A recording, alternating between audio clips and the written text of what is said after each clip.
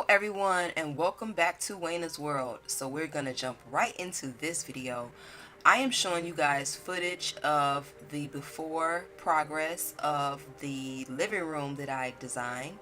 The client had a really nice sectional, neutral flooring and wall color.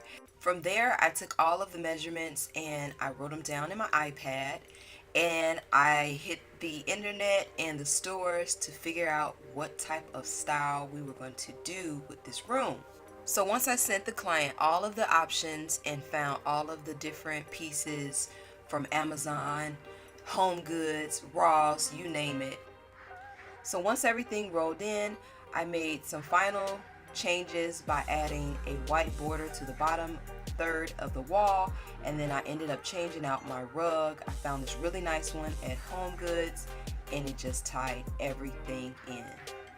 Okay guys, so here's the after.